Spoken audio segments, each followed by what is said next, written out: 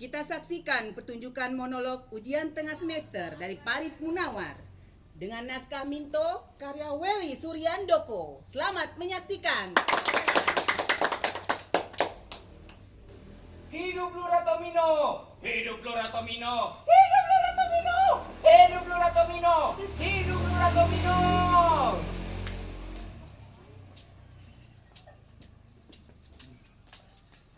Aduh, sabar rakyatku, sabar. Aduh, yang mbak ini kenapa malah naik-naik panggung? Tak ciwit kamu nanti. Yang kakek tua ini kok malah mainan TikTok. Siriman kuduring. Aduh. Turun dulu. Bapak, kok nggak pakai masker? Kan sekarang musim corona. Ini pakai masker dulu ya, pakai masker. Biar bapak sehat. Mwah. Oh, lupa saya. Baiklah, saya akan memulai pidato saya hari ini dengan sebuah lagu ya yang sangat merdu berjudul Lurah Tomino. Musik.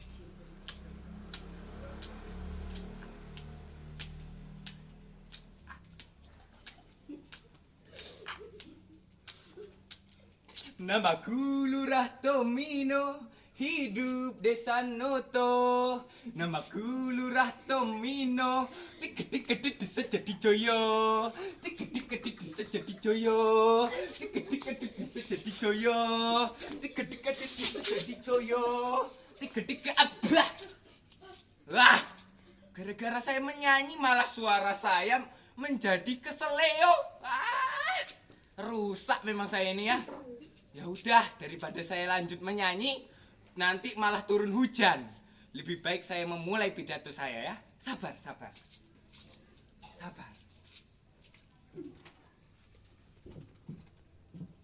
Wah. Mik. Wah, bukan mik ini. Apalagi ini? Ya ampun. Ini mik. Ya. Mik. Aduh, jatuh miknya. Gara-gara ini. Apa ini? Punyanya masjid ini. Durhaka. Ya. Mulai ya, saya cek dulu. Cek. Satu. Tuh. Bagus miknya. 3. Ti. Waduh, bagus banget. Siap. Gerak. Wah, baiklah. Saya akan memulai. Tetapi kebanyakan kalau kepala daerah itu harus menjaga wibawa di depan rakyatnya. Maka saya akan menjaga wibawa dulu ya. Karena banyak kepala-kepala daerah di luar sana yang seperti saya. Setiap melihat warganya harus menjaga wibawa. Enggak satu-satu lagi ya. Oke.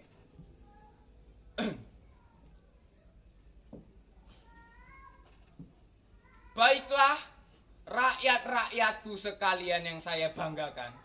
Saya merasa bangga bisa menjadi pemimpin desa terdahsyat di era ini. Siapa di antara kalian yang tidak bangga? Loh. Saya sendiri saja bangga. Masa kalian tidak?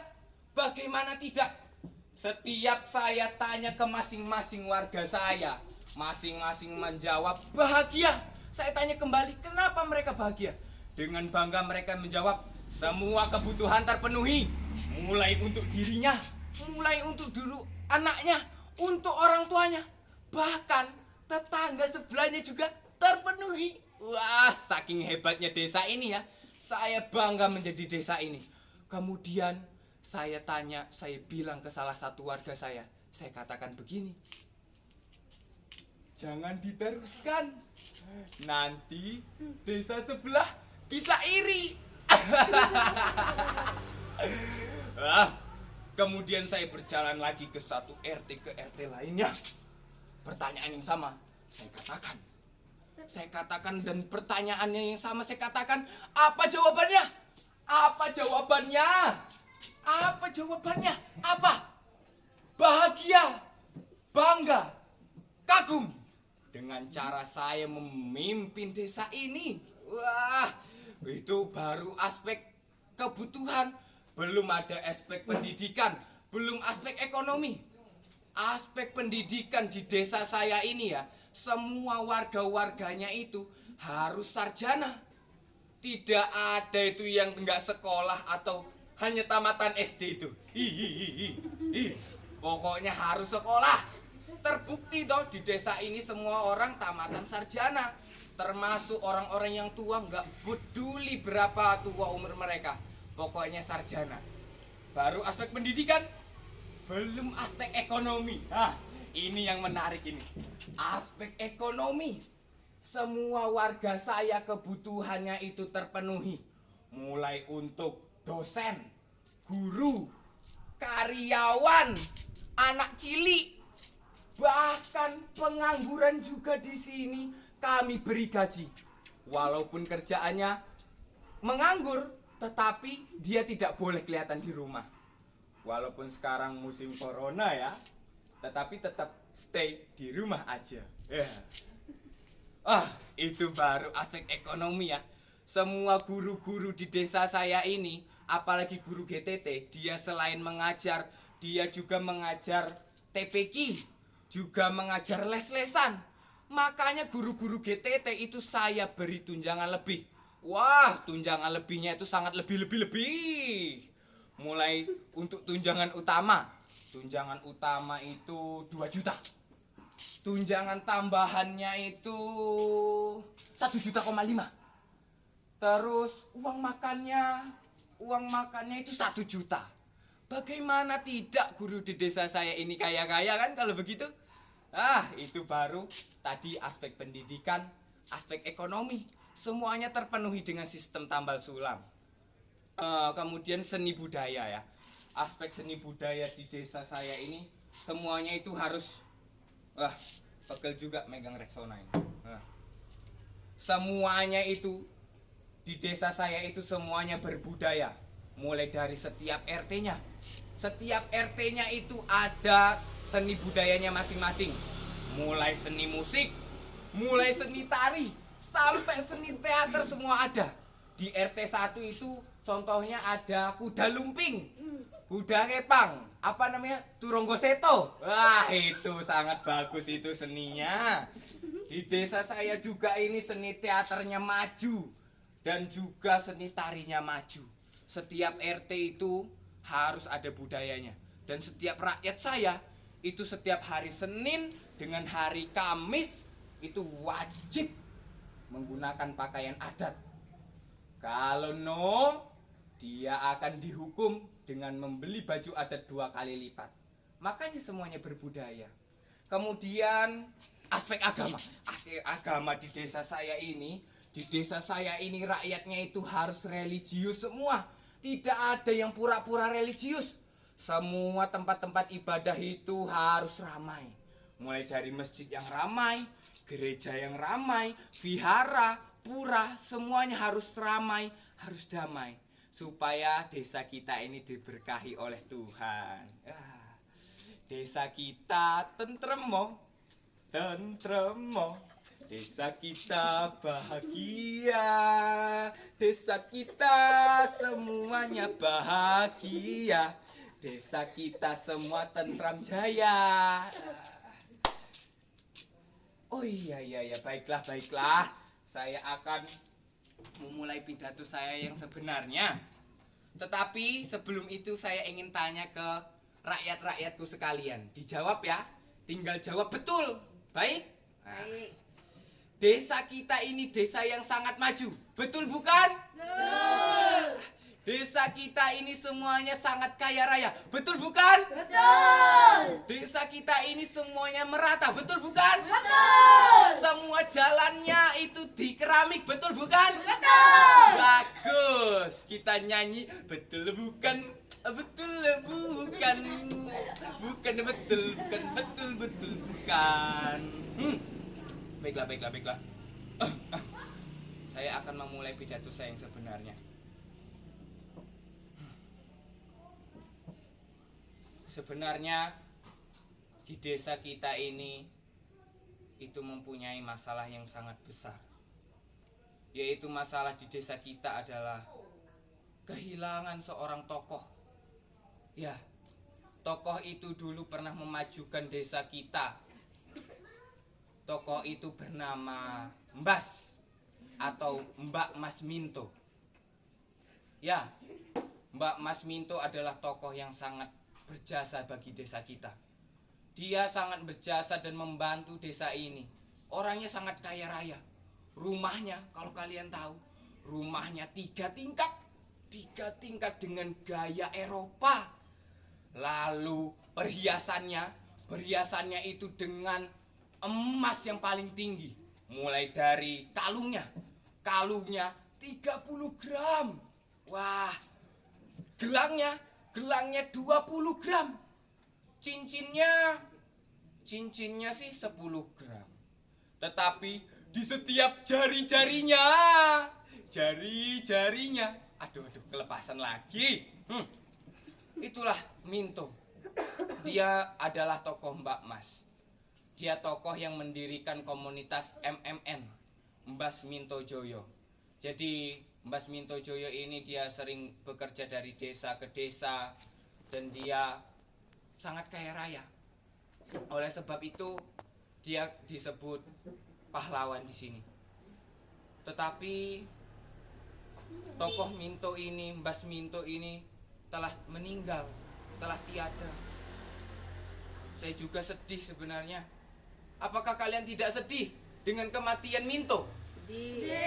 Sedih ya? Saya saja sedih. Karena Minto ini adalah tokoh yang sangat memajukan desa, tetapi dia mati tanpa tiada yang tahu. Siapa yang mengatakan itu? Siapa yang mengatakan itu? Bukan saya penyebab Minto mati. Bukan saya. Saya ini lurah superior. Saya adalah lurah yang sangat bertanggung jawab. Bukan saya penyebab Minto mati. Kalian jangan salah-salah ngomong ya. Hei, kalian jangan salah-salah ngomong. Memang saya yang mendirikan MMN ini, menyuruh Minto mendirikan MMN supaya desa kita ini maju. MMN selalu bekerja dari RT ke RT, mendapatkan uang lalu setengahnya diberikan ke desa. Tetapi bukan saya penyebab Minto mati. Saya ini lurah superior ya. Saya katakan, jangan sekali-sekali kalian mengatakan itu.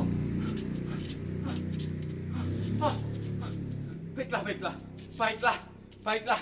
Saya akan membuktikan kepada kalian kalau bukan saya penyebab Minto mati.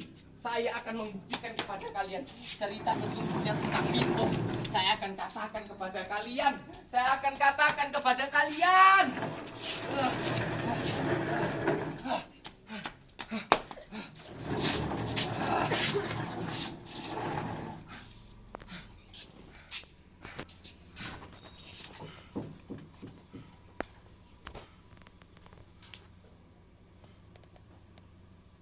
Saya akan menceritakan tentang kematian Minto yang sebenarnya yang tidak kalian tahu.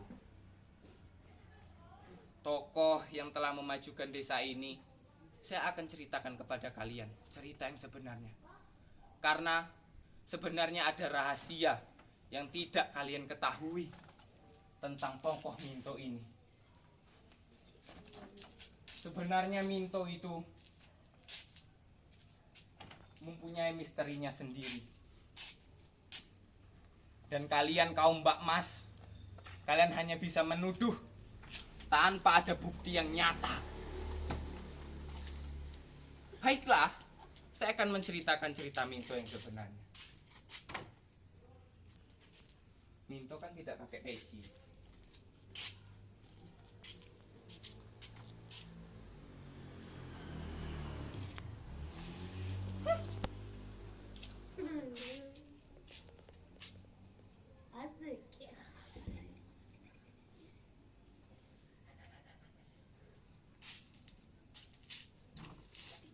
Hello Jeng, akulah Minto ya. Jangan kalian sebut basing-basing itu dengan sebutan minta ataupun manto. Bikes. Pokoknya sebut saya Minto. Baiklah. Oh iya, Minto kan tidak berkumis. Lupa saya. Kelihatan. Minto kan tidak berkumis. Kok malah saya masih berkumis sih? Minto nakal ya, Minto nakal. Sabar. Saya bedaan dulu biar cantik.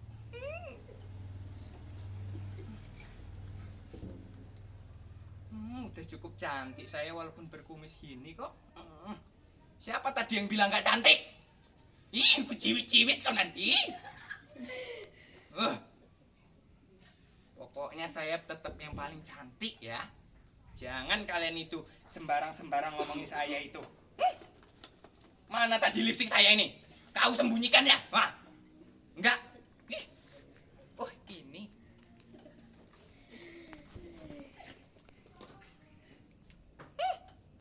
Pokoknya saya harus dandan cantik-cantik dulu. Lah, mana tadi ini? Oh, ini.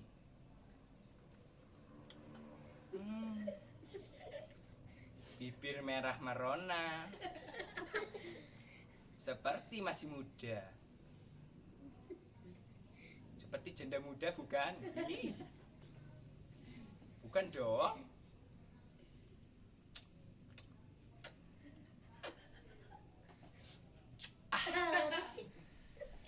Udah cantik ya.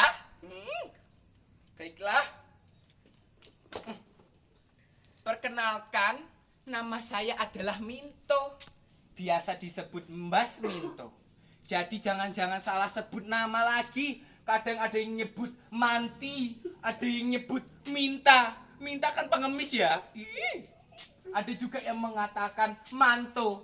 Manto itu bapaknya teman saya. Kesel deh. Oh iya, saya itu adalah artis terkenal di desa ini. Seluruh orang tahu tentang saya. Dan seluruhnya itu mengetahui tentang keberadaan saya. Saya ini adalah orang terkenal di desa ini. Paling terkenal seluruh rakyat Indonesia ini. Termasuk di desa-desa Noto ini. Dan semuanya tahu kalau saya adalah artis terkenal. Tapi sorry. Saya bukan pengamen murahan. Bukan banci murahan. Saya adalah artis. Tis. Saya adalah artis yang paling terkenal di sini. Saya sudah 20 tahun bekerja menjadi solo karir seperti ini. Banyak yang sering mengatakan saya ini itu. Berapa, Bo? Eke biasanya ya. Dapat penghasilan itu sehari dapat 1 juta. Kadang kalau ada tambahan dapat 2 juta. Kadang juga kalau ada tambah-tambahan lagi, kadang bisa 3 juta. Itu kalau ada om-om. Dan saya ini sudah bekerja di sini selama 20 tahun menjadi solo karir. Aduh, capek tegak ya. Takut kelihatan lagi. Saya udah menjadi solo karir di sini dan saya membangun desa ini dengan semaju-majunya. Pendapatan saya sebulan bisa 30 loh. Kaya loh saya, banci bukan murahan kan? Sorry, saya bukan banci murahan. Saya itu artis. Sekali tenar tetap tenar. Iya lupa. Iya. Tetapi jadi sedih kan. Saya ini sebenarnya walaupun saya sedang naik daun sebagai artis, saya ini sebenarnya sedang kesepian. Saya itu merindukan sosok pasangan yang bisa menjaga saya di setiap malam. Saya rindu itu. Ya, memang 3 tahun terakhir itu saya pernah menikah sama seorang gadis bernama Mintin. Apa? Mintin itu adalah gadis yang cantik. Kok rambut saya ini kok enggak betul-betul ini ya? Betul. Saya benerin dulu. Ya, sampai mana tadi? Mintin. Ayah Mintin. Pikir saya tadi sampai Lurah Tomino. Pokoknya sampai Mintin. Saya pernah menikah sama seorang gadis bernama Mintin. Dia adalah gadis yang kaya raya, juga cantik. Selain cantik, dia juga jujur. Ya, jujur. Tetapi itu kejadian pada waktu malam pertama itu. Waktu malam pertama pernikahan kami. Jadi waktu di kasur, saya dan Mintin sedang malam pertama. Waktu itu saya menjadi cowok. Oh, jadi cewek. Saya sedang malam pertama di kasur. Jadi waktu itu ada anak si Mintin ini. Pertama dia senyum, saya balas senyum. Kemudian saya peluk dia, saya raba, dadanya ada, seneng. Kemudian ke bawah lagi.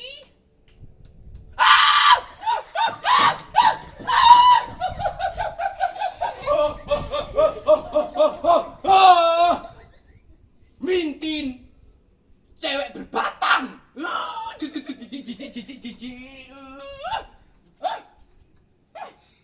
Semenjak saat itu, semua warga di desa saya gempar.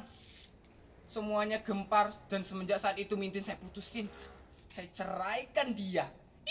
Sorry aja dia sama saya. Semenjak saat itu saya memutuskan untuk menjadi solo karir, yaitu menjadi single parent. Iya teman-teman, sebenarnya saya itu adalah mas sejati. Saya itu sebenarnya, cewek kok nggak sopan. Sebenarnya saya itu mas sejati.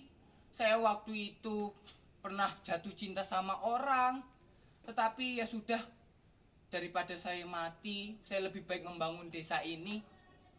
Tetapi sebenarnya saya kesepian sih. Di rumah saya yang sangat megah itu cuman dihuni oleh saya dan anak-anak yatim yang saya besarkan, saya kuliah seperti anak sendiri. Kecabangu. Nah, jadi sebenarnya saya itu merindukan kasih sayang. Kadang di setiap malam saya merindukan kasih sayang. Saya sebenarnya sudah lama banget ingin memajukan desa ini.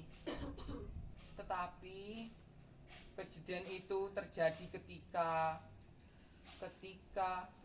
waktu itu di desa saya dilarang tentang LGBT. Semua warga saya gempar, termasuk komunitas MMN saya itu gempar semua. Semuanya pada kocar kacir, ada yang menyerahkan diri dan ada yang bersembunyi. Saya sih sebagai embas-embas yang paling senior, saya mengatakan kita tidak boleh begitu. Saya tahu apa yang dilakukan para pemerintah itu. Dengan bangganya petugas mengatakan begini, untuk orang-orang yang tidak sesuai kodratnya besok akan dimatikan. Jadi waspadalah. Hati saya kan lembut. Saya jadi sedih waktu itu mendengarnya. Jadi saya memutuskan waktu itu ada petugas yang mengejar-ngejar. Jadi waktu itu saya lari keliling-keliling. Keliling-keliling sampai pusing. Lalu kami memutuskan untuk memanjat pohon listrik. Jadi waktu itu ada pohon listrik. Kemudian saya manjat.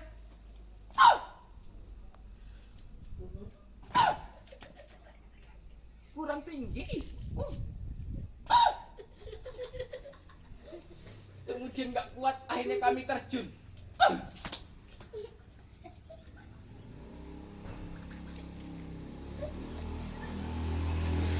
Ya. Jadi itu kisah Minto yang sebenarnya. Kalian semua tidak tahu kan kisah Minto yang sebenarnya?